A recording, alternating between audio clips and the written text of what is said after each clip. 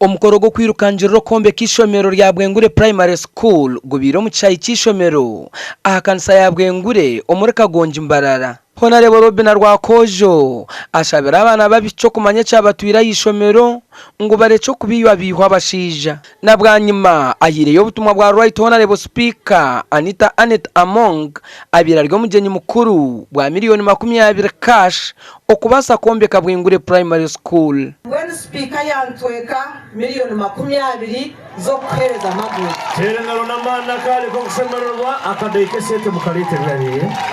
Jani wito mukuru motero mungaro zamano mukade 20 rene sete mushisho omukoro gubire gutebenkanisibwo munyishenjoro kazabwa Mbarara district Honorable ayebare magureturwe byambu nko mombashomira yishomereri kandi ba MPs barukika 20 okurugombichwe kamwe byihanga nebo bamushendekerize omurugamboru na wejine miliyoni mwali erya Honorable Nathan Janyuma yantera rya airport arukurga heri yanaza kwiza yazirikira miliyoni mwe nayo nagereta Honorable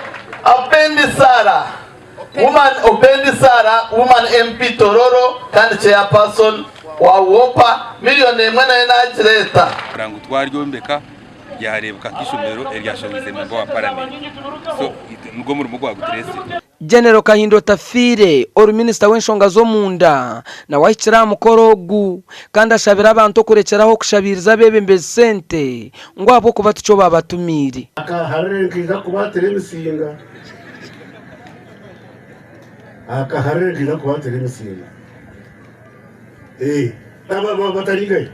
bataringa hatu hoya yawa chairman wa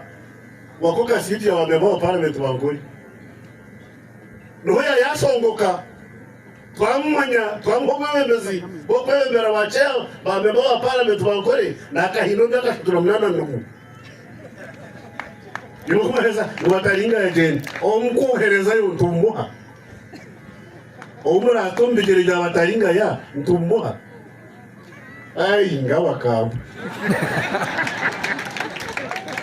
kwenda ngu abana batunga ahantu harungi ho kushomera kandi nabebembezi bishomero batunge ahantu harungi ho kwebembera ishomero ryo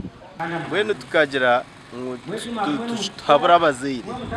n'abandi stakeholders ba OBs ngubekore mu murimo babase gusupportinga amashomero gabo kugira ngo government ahera beta kashire abazaire babine cyo bakubasapota abatura basimire MP rw'ebyambu abwe cyabakorire zestubira ntushemeseza mwabana okuzorukusha konkizoberi nisima Honorable ayebare magureturwe byambu ko mwana washomiro mu ishomereri kandi all student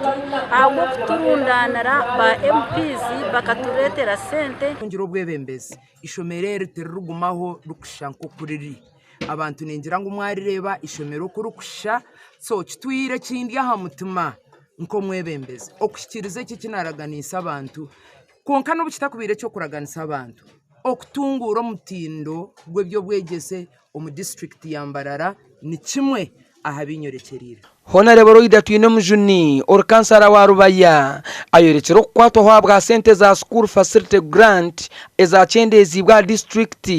erkombe kishomero rumwe n'ingabiro mu mwaka ekiretira amashomero gateganisibwe byombe ko bibi so nizimera kimwe abazaire abo kwikiriza abana babo bakaza kushoma kandi nimbahiga bagumize mu bashomisa abana babo